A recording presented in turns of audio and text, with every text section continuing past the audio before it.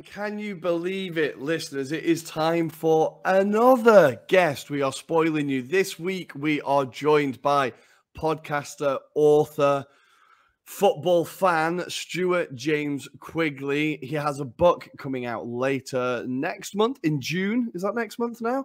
Called The Cornerstone Collection, Sculpting the Premier League's Past, Present, and Future. We are delighted to have you on the show, Stuart. How are you doing, mate? I am equally, if not more, infinitely more, no less, delighted to be here. This is, we're at the absolute apex of the season in terms of things that are going on in terms of football. As you mentioned, I've got a book coming out. So this is quite exciting. And I'm on a podcast. This is even more exciting. This is going to be great. I'm loving the energy. As always, of course, we are joined by Tommi as well. Tommi, do you want to say hello? Yeah, hello guys. Hello, Stuart. And you know, you're not the first one who says it very clearly. When the Anglo-Italian pod has you on, it means that you've made it big. So congratulations, man. Stuart, this is just the first one of many work-related satisfactions that you're going to get, hopefully this year and in the years to come. Thank you for agreeing to come on the pod. I'm very excited to discuss everything related to this book. No, so for our listeners, there you go. It's going to get so big. It's going to be so good. So for our listeners, do you want to give us a quick blurb? What is the book? What's it about? And how did you come up with the idea for the book? Like every good idea, it started over a few beers. And I'd take you back to the heady days of, I think it was 2017. My memory, all dates are terrible these days, but have you seen the film Memento? Yes. Yeah. It's a great film. Right. Yeah, Christopher Nolan masterpiece. Oh, yeah. And also as well, like we are here on the Anglo-Italian podcast, it began with a podcast because the idea was a podcast about doing the Premier League backwards. Oh, wow. Okay. And it was at first it was a gimmick. It was like you do game number 38. That's where you start, and then you end on game number 1. So it starts being very predictive, and then it ends being reactive, and you cover how the season went over the course of it. And in the middle, you get a little bit of immediacy. How many beers are we talking, Stuart? This was 5 years ago now. Oh, yeah. No. How many beers are we talking to come up with this idea? Oh no, this was like how many beers? Yeah. It was like 10 points in. It was good. When we did the first season, it was a one-off. You can't repeat that. And it was okay. What you can do is you can do all the seasons backwards. You can start from whatever the current season is, predict that, and then work your way backwards to the very start of the Premier League. You get to the end of that. What do we do now? I quite like this. This is good. The players. Can we tell the story of the Premier League through the players themselves? And not only that, can we tell their story backwards? Okay. Start with where they retired, figure out where they started, and during the course of that, we might sort of stumble upon the story of the Premier League. That sort of process left a burning desire, which was to say, this is good, I need to put this down into words.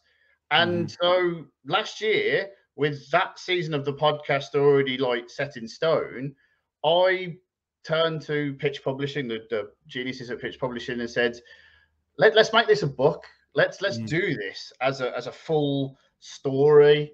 And it's currently, as things stand, with Luton being a particular, I wouldn't say fly in the ointment because they're having a glorious season. But as things stand, this book covers every single club that's ever been in the Premier League, every single era of the Premier League, every single position, and the evolution of all those three things coming together into one, hopefully glorious, amazing 330 odd pages. Wow. I like it. That's a really creative idea, a really different way of looking at it. What do you think from doing it that way? What were the first things that stood out, or what are the things that you noticed that you don't think you would have noticed if you've done it the kind of more orthodox way, let's say? I think first and foremost is that, and if you want to do this as an exercise, please, by all means, go ahead, because I think fundamentally, when this book comes out, there are going to be certain conversations about why didn't you include this person and why didn't you include that person. And when you dig deep, there are, for certain clubs, only a select few players that you can pick from because of either their relation towards other issues or their just overall success. Like, for example, Oldham and Swindon, there's not a lot outside of those fan bases that most other people will know. And yet within those factors, you can still tell a very big, broad scope of a story because of the clubs and the fan bases and also what's happened since. This is a story of the Premier League because to do it with, for example, La Liga or Serie A, to really narrow this down the Anglo-Italian pod, is you've got like the entire history of those leagues, whereas with the Premier League, this isn't about, oh, football was invented in 1992. This is about, and also as well, really rather like fortuitously, this is the 30th year. And so it's a really nice sort of timeline of like, where were we in 1992? Where are we in 2022? And to go from there. And in terms of what you're saying and what you learn is the things that you didn't really know. Like I didn't start following football regularly until the sort of mid 90s, and all that early 90s stuff is fantastic. Sort of for a football obsessive, you get to really dig deep into the stories that you wouldn't necessarily have heard anywhere else. So you get both a taste of the history of each club and how they performed in the particular season that they were in the Premier League, but also you get the stories of the protagonists of that club within that season. My question, of course, is with the smaller clubs, probably it's easier to do, but how can you narrow down like Manchester United to just 2 or 3 core players? The Man United one is a good one because this is a spoiler free, of course. The opening chapter is Wayne Rooney. Okay. All right. And what I wanted to do very specifically is I didn't want to go for the biggest names. So again, without meaning to disappoint anyone, there's no Henry. What? Where do we press end? You've lost us. Those are the biggest players. Yeah. But I didn't want to tell stories that had already been told. And with Wayne Rooney, I think the really interesting thing is that he's, as things stand, Man United's all-time top goal scorer. He's England's all-time top goal scorer. And the story I'm interested in is that he's not got his place in history set in stone. Even despite the numbers, the story about Wayne Rooney isn't necessarily his achievements. It's why don't those achievements matter as much? It does still feel like people have a general view of Rooney of like, oh, he still didn't get his potential. And you're like, well, he did win everything. And he is Manchester United, as you said, all-time top goal scorer. But you're right, there is still a view of him of like, but what could have been? It's strange. Do you think that's a national psyche or is that particular to Wayne Rooney? I'm not sure. I think there is something definitely in regard to English players and their ability to be overhyped to the moon when they first break onto the scene, and then potential being one of the most dangerous words in football. And how you as a footballer navigate what was, and also as well, like without meaning to sound too harsh on the actual achievements at Man United, nothing broke out Wayne Rooney as much as that goal against Arsenal for Everton. Yeah. And that's because you can see it all in front of you. Whereas I'm looking retroactively back, and he won so much and he did so much. And also as well, guess what? He's slightly underrated as an actual footballer. So to return to your question, Tommy, like in terms of narrowing it down to certain players, I don't want to go over old ground too much. If I'm picking a certain player that's more popular, I want to go over a particular facet of that player. For example, you said about the older clubs, and I've already mentioned this before. There's only 1 or 2 players that you can select. For Oldham, Gunnar Harler, he came into Oldham before they joined the Premier League. And on the opening day of the Premier League season 1992, he was one of 13 foreign players within the Premier League. And we will go from 13 to what we have now, which is just, and also like, a worldwide assembly of everyone. And it's that journey of not just Oldham and what they did, and Bradford and Leeds in terms of his career there, but also the journey of English football from having 13 foreign players on the opening day 1992-93 to what we've got now. Well, Oldham is also a really interesting case specifically because obviously this week or last week they've just gone out of the Football League as well. The first or the only like Premier League, well, one of the founding Premier League clubs that have now gone out of the league. With that happening, was that something again that when you were writing the book, you saw how much football has changed in general and how some of these clubs haven't been able to keep up with the times, or they found themselves in bad hands? Did it make it more stark with the news from Oldham? Yes, Oldham's story is such a tragic one in the sense of football is, and again, I think this relates to a lot of things across the board, not just Oldham, but there's so much out there in terms of cynicism, in terms of negativity. Oh, modern football is this and modern football is that. But if you remove the word modern from it, football is joyous, football is glorious, football unites more than it divides. And I mean, you already know this. This sentence is completely like ludicrous right now, but I am a football romantic. I believe in the power of football. And to see what happened to this club over the course of the last 30 years is a disgrace. And part of that as well, and part of through the book is there are certain clubs that have been up and fallen on harder times. And I came at this from a perspective of, I don't want to tell the story from this player scored this goal, there were this many goals in the season, they won this, they did this, or they were relegated this. I'm coming at this from a perspective of, what did the people in the stands feel? How do you feel when you see this? And the driving emotions behind whatever X player did in X year, whether it be 92, 2002, or 2022. It's a case of we're all the same. We're all like fans at the end of the day. And Oldham going from this position where they were to the position where they are now.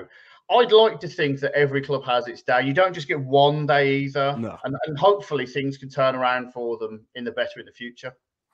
So I'm very, very curious about this. Now, it's quite easy, so to say, in inverted commas, to publish a book with, like you didn't do it. So with all the stats, the number of goals, you just have to go online, you check a few websites, you've got all the stats, and then you build a nice little story around it. But when you want to know the Leeds fans' feelings back in 1992, then it becomes quite hard to do research. So I'm very curious about this. How did you conduct your research? Was there a lot of, paging through old newspapers, local newspapers? Was there talking to friends of yours that are fans? Was there talking to fans that you met online? I'm very, very curious about this. The beautiful thing about that question is the idea that because this was already a podcast, and because I've gone back over the years and spoke to so many fans of those clubs, first of all, when you originally did the series, and then later on in later years when we've done series since, you get a certain sense of stories and narratives. And when you want to change that narrative or break that narrative, for example, Chris Sutton is a player that is associated with Blackburn winning the league and being really bad at Chelsea, having paid 10 million for him. He's also someone that could have won the league in its first ever season with Norwich.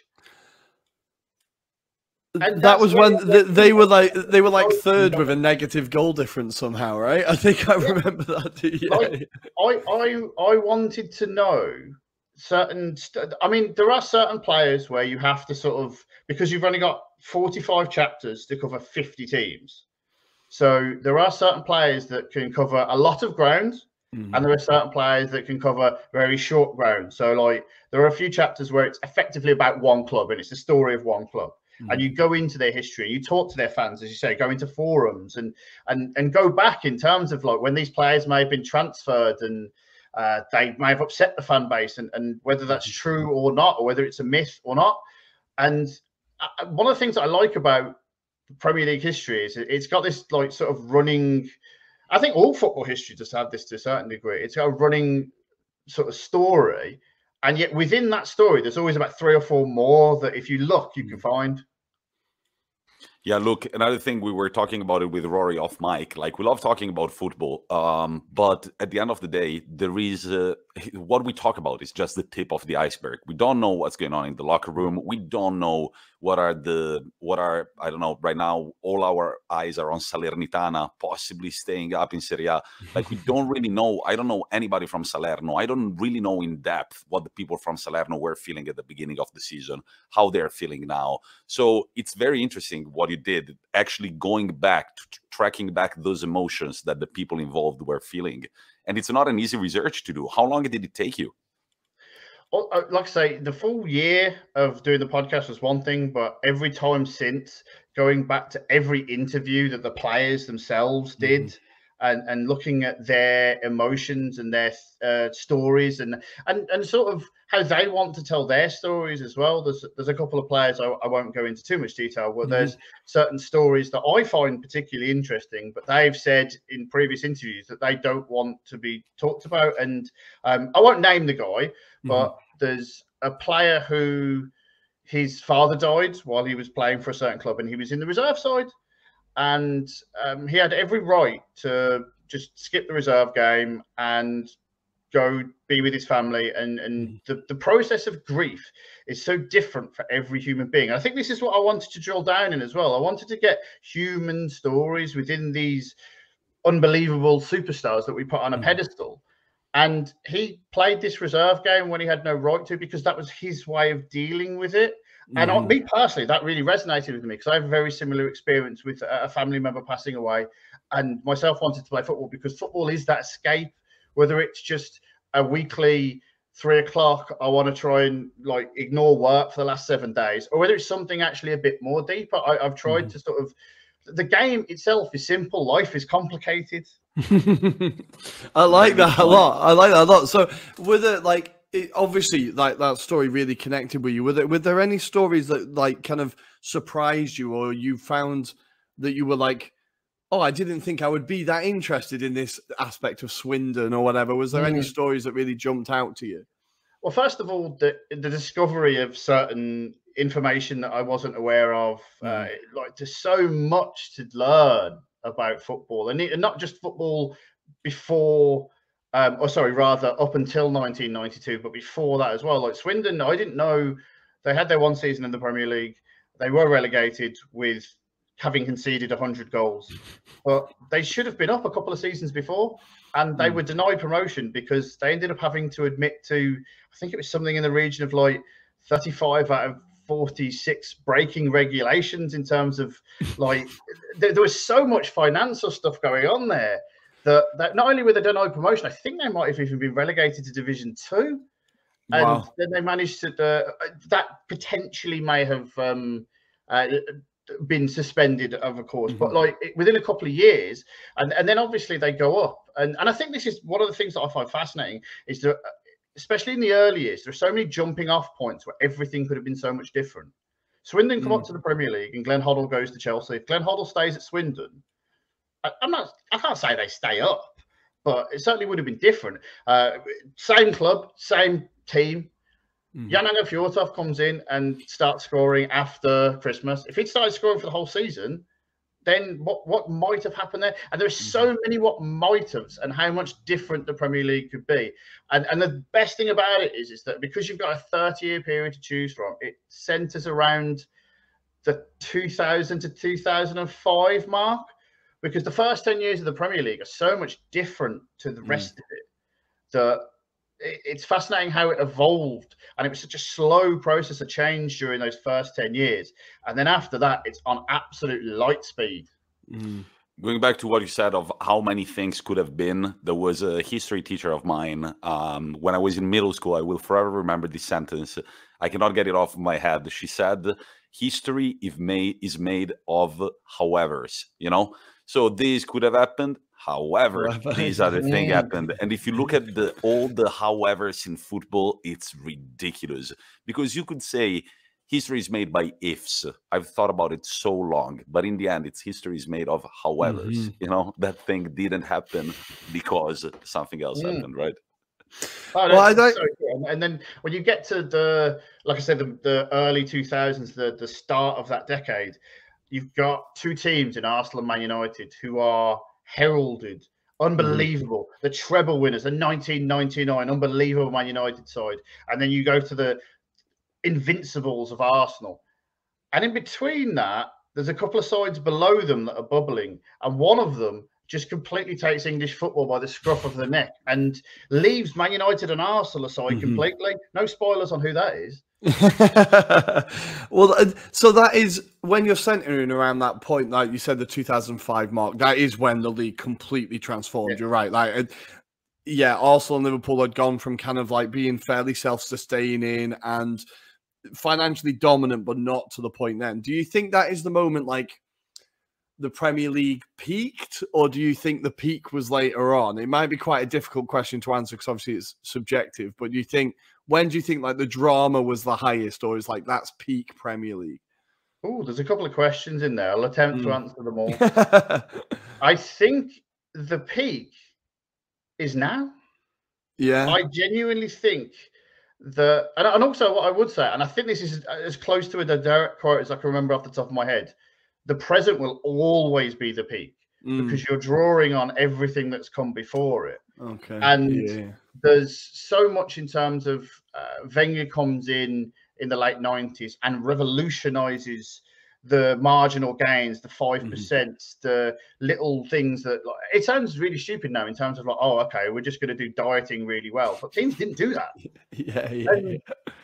And then you get to the tactical minutia that was early stage God Mourinho and Rafa Benitez.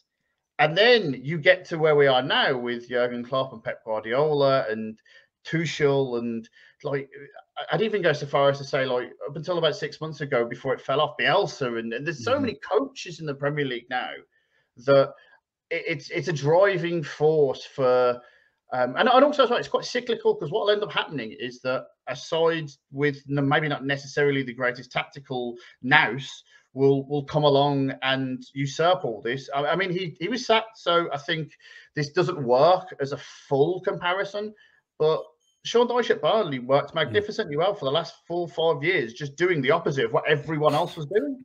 Yeah.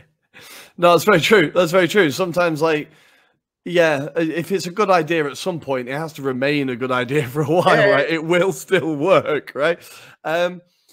Okay, so we've done all this without actually finding out which team you support, and how much fun was it writing about the team that you support, whoever they are? Eagle-eyed viewers of this my glorious visage, as it were, will maybe be able to tell. This is actually the Liverpool third kit as a T-shirt. Okay, right. Are you from Liverpool? No. How does the story go then? That's in the book. The idea of, I think you should support the team that you're from. Okay. I think that's a thing. I think football should be passed down. Yeah. I'm not saying it's a bad thing if it doesn't. If you find your way, you find your way. We all have our paths to walk down, and I had a particular path. But at the same time, I do think that you probably should support your local team. Okay, and where are you from originally? Oh, sorry, Tommy, go on. Sorry, where are you from originally? Birmingham. All right, Birmingham. There'll be people watching this screaming at the accent. I already like. I might be able to speak in multiple sentences. Like, the fact that I can speak in full sentences may fool some people, but other than that. Well, I was going to say, I'm a Northern Arsenal fan, so I can't really, like, we do find our way. But I think, yeah, there is a thing for, like, I support Crew Alexandra as well, and like being the kind of like supporting your local team. So how did you find yourself as a Liverpool fan? And is that why you think it's the peak now, because Liverpool are at the top? Is that why? I would like to think that I can look you in the eye and say, I don't believe that this is the peak because of that. But I think that might be a little sort of patting myself on the back too much and pretending I'm a bit too neutral. I'm not, definitely not. And I would like to think, by the way, as I talked to you before about Rooney, and I'd like to think as much as my allegiances are very set, that this book is as sort of whoever I'm writing about, I'm on their side. Okay. And in terms of like growing up, really rather ironically, my father grew up in the late 80s. Well, he grew up before that, but in the late 80s, he assumed, or rather made the decision, that football was becoming a bit too expensive for him. He'd been a sort of die-hard, go home and away Birmingham City fan at the time. Okay. And in the early 90s, he'd knocked it on the head because it was just too much for him. So I grew up in a household where there was no football, other than what I saw on TV. And I grew up with stories of Liverpool sides of the past. And for anyone out there that's thinking I'm a glory hunter, I grew up as a Liverpool fan in the 90s. So we were not good. But I remember genuinely, this is the story. My story was that I was watching a Liverpool game on TV. I'd had passing knowledge or allegiances with football, but the first game I ever cared about was Liverpool-Brøndby, and Brøndby knocked Liverpool out of the UEFA Cup as it was. And I cried. And I was like, why are you so emotional about a team you have no connection to? And part of it was because of what I'd been told about these Liverpool sides of the past. And then it stuck, and it became something that as I grew up, like a lot of people, and I don't want to speak for a whole swathe of fans, but when you grow up outside of the city you support or the team you support, the city they reside in, it becomes your identity to a certain degree. And one of the things that I've loved as I've grown older is that the city of Liverpool and its identity I've very much bought in on, and some of the values and some of the ideas of like, Liverpool. I mean, I'm not going to get too political, but Liverpool is a very political city, and that's where I gravitate toward anyway. So it became sort of more a part of me as I've grown up. And while I say to you before, and I still firmly agree, like there are towns and cities and fan bases, and again, this is part of the book, that those lower league teams that come up, those small sides that aim for one shot at glory, let alone the sides that I'm talking about, and I'm genuinely blessed to see today. I want one day. I'm getting every day of it, and I don't take that for granted. And so it's a case of trying to associate one person's experience with the whole of football experience, because you say Arsenal fan, Liverpool fan, we all have days where it's terrible. It's just the frequency with which we have the days where it's good. And for the majority, I'm beneficial. I'm on the right side of that divide. And I don't take that responsibility lightly. No, and I think it is important because I've got friends that are like who's a West Ham fan, or friends who kind of support the kind of one of the other Premier League teams. And when me and my other Arsenal friends start moaning about, we've not been in Champions League for 5 years, we've not done this, we've not done that, it's like, do you mind, like, we've been relegated, like, you do not know what good times are. So it is, or you do not know what bad times are. So it's important to kind of keep that in check. But through writing the book, was there anything that like made you look at Liverpool differently by the fact that you had to write about them and look into it? Was there anything you learned about the club that you weren't aware of beforehand? I think in terms of, there's one chapter that's not about a Liverpool player. That is arguably the only time in the book where it comes at a Liverpool perspective that it might not necessarily warrant it. But what I would say about that is that it was a genuine moment in time, and we are talking about 2005 and everything that span off that, and a player that went from being a makeshift forward to a Premier League champion, but not with the club he was with, and certain events, certain things. I can look at things through a certain lens, and I can attempt to take those glasses off from time to time when I'm talking about a Wayne Rooney, for example. That's Liverpool does Wayne Rooney, that's Man United and Everton. So I'm praising that guy from a place of that is serious levels.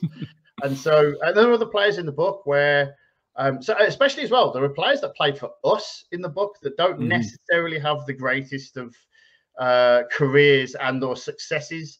And I think, Tommy, you asked me earlier about this idea of like, judging the story of a club through the book. I think Liverpool's story, as I've got it, is as close to the accuracy of it was bad for a long time and now it's a lot better. That's genuinely, that is the most sarcastic, plain-faced sentence I can say.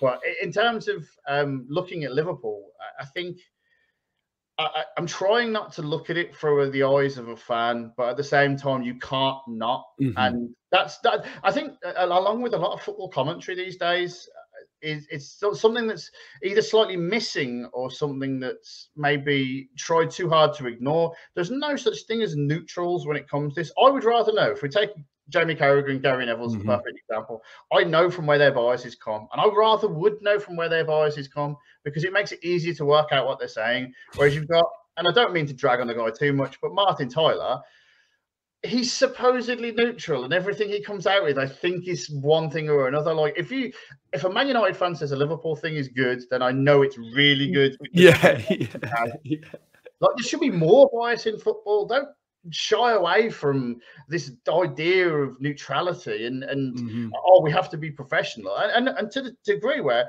if you read the book, it's not just this player didn't play for Liverpool, he was terrible. I've gone all in on how good this guy was. Right.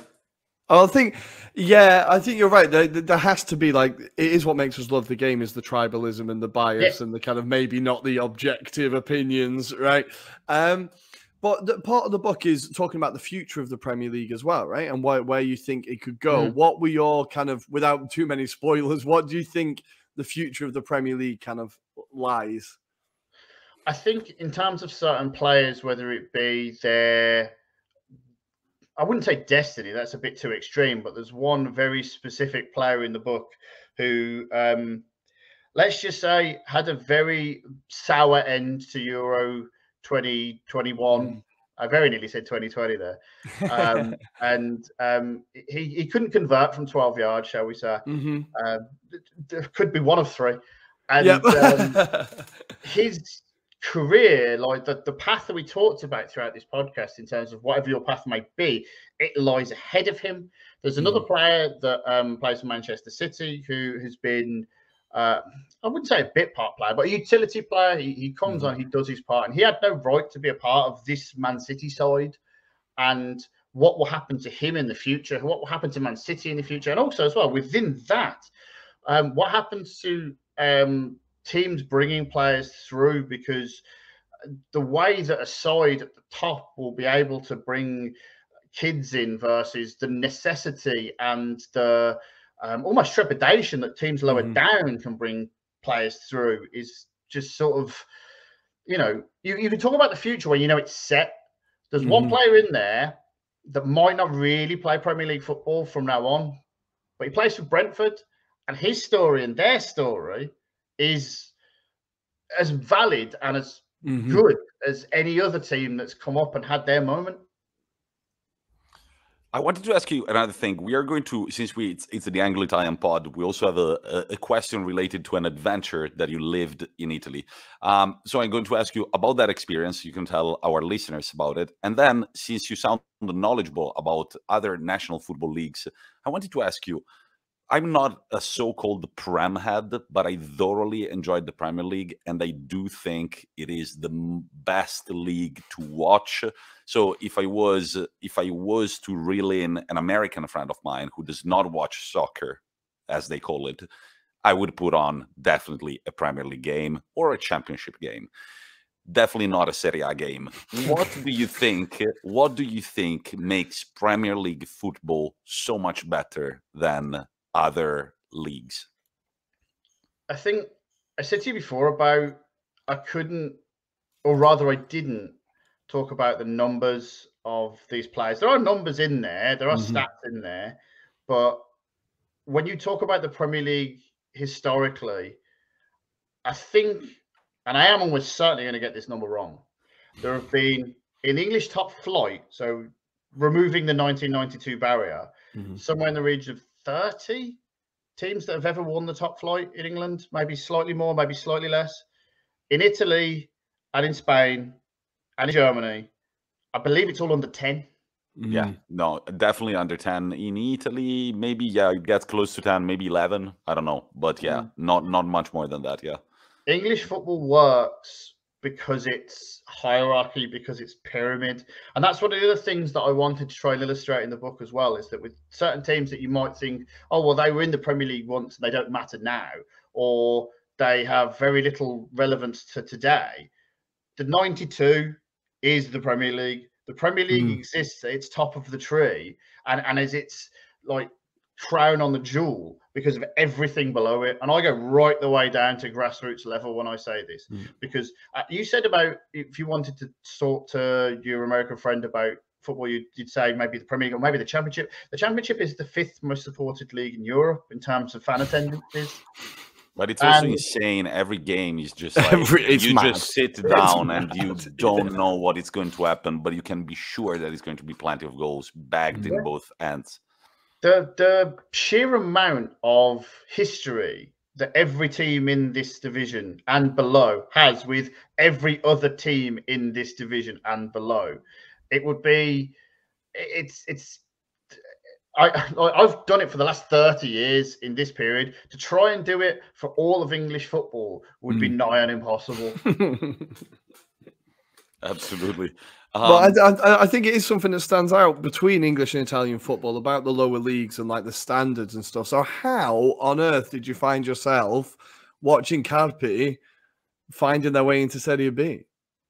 Into Serie A, I Serie A, sorry. Yeah. No, that's the thing that's like maddening, is that like them being in the position to go from Serie B to Serie A in the first place was something that sort of caught my eye. And it was during a particularly lean year of Liverpool, I should point out. I think, in fact, I know that this is the season that ended with Stoke 6, Liverpool 1. Oh, wow. And I was out of the country there. So thank God I was out of the country for that one. Like, that was, I dodged a bullet on being there for that one. But it was one of these ones where sometimes in football, and again, this is a theme not just for the Premier League, not just for English football, but for football full stop. The underdog story always takes hold. The underdog story always brings you in. And when I noticed out of nowhere, it would have been just a cursory Google, that Carpi were in and amongst the mix in Serie B. It was, I'll keep an eye on that. And then months go by and games go by. And then sure enough, not only are they in the mix, and by the way, I love the way the playoffs work in Serie B, in terms of not just the 6th place, 7th place, this place, that, in terms of if there's not enough of a points gap, we just don't do playoffs. All right. Yeah. If that's still not, by the way, if that rule has changed, I'll be very disappointed. But like, in terms of Carpi being sort of not outright winners, but enough for me to go, I can go and see them go up to Serie A. Why? Like, at this point, like it's a town of 4,000 people. Like, why wouldn't you go? Yeah. And like I say, well, we weren't doing anything. The season was coming to an end. Unfortunately for myself, they're actually too good for my expectations, because they won the title the game before I went. And I went to sort of the last game of the season. And you know what, actually, it was a really bittersweet 90 minutes for a variety of reasons, because I managed to get a ticket, and I went without any sort of promise of a ticket. And I got to the game, and the whole thing was prefaced by this joy of getting to Serie A and this team, this town, this unbelievable achievement, with this idea that they'd, because of the rules of the grounds in Serie A and because of everything else, they'd have to like ground share with their local rivals in terms of being able to even play at that level. And it was almost like a selling out of the club's values in of itself of going up. And it was, yes, this is good. Yes, we've done this, but at what cost? And a lot of the locals were quite, I mean, obviously they were happy they've done it, but it was a very, very bittersweet evening. And then obviously as well, because I'm just some random person that's decided to jump over to Italy, speaking very, very little Italian, and enough nearby, but not enough. Enough to know that I could be called out of, what is this guy doing here every 5 minutes?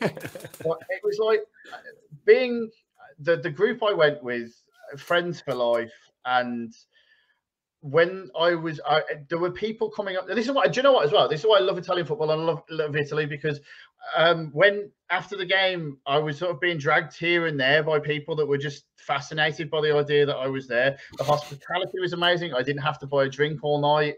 And when I did, I bought double, because that's what happens when you send the English person to the bar.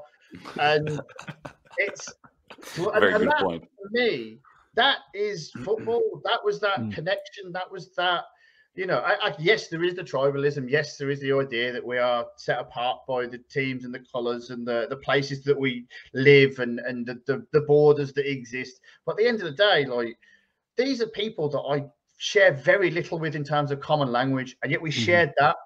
Yeah. Football is a language of its own.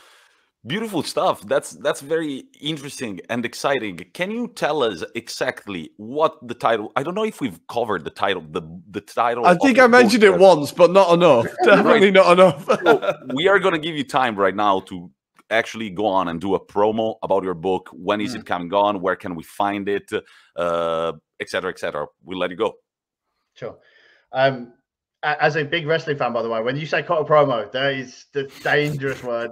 It is the Cornerstone Collection. It's coming out on June the 20th. It's available for pre-order now. If you go onto my Twitter, which is @SQ Studios, it's the link on that. If you go onto Pitch Publishing's website and search for my name, you'll be able to find it. If you send a carrier pigeon forward of England, care of Birmingham, I will find it. And like I say, there is, and this is exciting, and at the end of the season, I'd probably be pulling for them. But as things stand, every club that's ever played in the Premier League, and if Luton spoil that, then so be it. That's football. Every era, you will be able to read and hear. And like I said before at the top of the show, these aren't the Henrys, the Gerrards. There are, by the way, some huge players in there. There's some names that I've left off there very intentionally. And also, at the end of the day, just as an exercise, look at the list of players that have ever played in the Premier League. I remember when we did this podcast, when we first sat down, I wrote out a list of like 4 or 5 from everyone, with like the Man United, the Liverpools, the Man Cities, etc. There was more than 4 or 5, but I think the list I ended up with was close to 1,000, and then narrowing that down to 45 players that cover everything. Can you tell us? I just need to know, who was the 46th that you left out? He almost made the short list. Oh, no, come on, this is brilliant. And then you flicked him off like that. There are so many that I would have loved to include it. And there is so many, because this is the thing as well, is that I think this book is, it's so comprehensive. It's got everything. It fulfills the job. It does what it says, not on the tin, because it doesn't come in a tin, but still, at the same time, it is a little bit subjective. So there are a few players in there that maybe you could reverse, and also there are a few players that I want in there that I couldn't put in because of certain players that were already locked in. This may be such a random reference, but I always said it. And when we did the podcast, I wanted this guy in the podcast, and we couldn't put him in the podcast. And when I wanted to do the book, I was like, can I put him in the book? No, I can't put him in the book. But Michael Bridges of Leeds, he had one season where he was absolutely amazing, and it was right at the cusp of before Leeds jumped off in like 98, 99, and injury decimated the rest of his career. And it was like, and Leeds fans out there are players that cover that particular period of Leeds history. Don't you worry. More than one even. But like the personal preferences, and I think this is what it is. It's that I would go so far as to say that more or less every famous player you could have put in. Every big player you could have put in. This 45 is not a definitive 45. It's just as close to a perfect 45 as I could have gotten. I love it. I love it. I cannot wait to read this book. Honestly, I cannot wait. And for anyone who wants to listen to the pod as well, give us a quick plug for the name of the podcast as well. This is the best thing about this, by the way. The podcast is so like sort of held upon scaffolding at the moment, because the moment the book deal was put in, I should point out, by the way, and again, like I said before about my ego being too big to fit through the door at the start of the podcast, but your ego is now going to be too big, because in the sort of build up to this, I was listening to the podcast. Your audio quality is scary good. And I know that's such a niche thing to say, But as someone that's done the podcast game before, this is premium cuts is what I'm talking about. And and to revert to my podcast, to the podcast of old that sort of is the foundation of this book. It is the Memento podcast, which is why I said the film Memento. The name alone is worthy of that. And I've been over the last sort of 12 months trying to go over the audio quality and improve it a lot because more than a few of them were recorded in a drinking establishment, and okay, yeah, the audio quality there is sometimes a bit echoey, sometimes a bit loud. Yeah. But Stuart, thank you so much for this interview. Honestly, it sounds like the type of book. I don't know the format. Is it very big? Because I think it's the perfect read for when you go to the beach. Just like you don't have summer football this summer, so there are no tournaments. We're getting ready for the World Cup and everything, and you can just bask in the good old days. And if you were born in 1992 like me, hey, that's our book. 30 years of Premier League. Yeah. The best thing about it is that it's 45 chapters, and you know you can go in whenever you want. You don't have to go in the order I've written it. You can go wherever you want. There's an index at the front. You can see who you want to look at and go straight there. Nice. Any order you want, dip in and out. It's perfect. It is the football book for the football fan.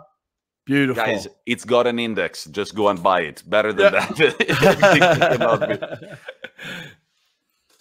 Beautiful. Well, that's it. Thank you for joining us, Stuart. Again, give him a follow at SQ Studios, right? And make sure to go to Pitch Publishing. Pitch Publishing. Right? It's pitchpublishing.co.uk, and then search my name. Or if you go to SQ Studios on Twitter, it'll be the link there. Beautiful. Thanks again for joining us, Stuart. That has been great. It's now time for us to go and preview the Premier League and Serie A action for this weekend and send you off with our customary quote. I'm ready. Thank you again, Stuart. Cheers.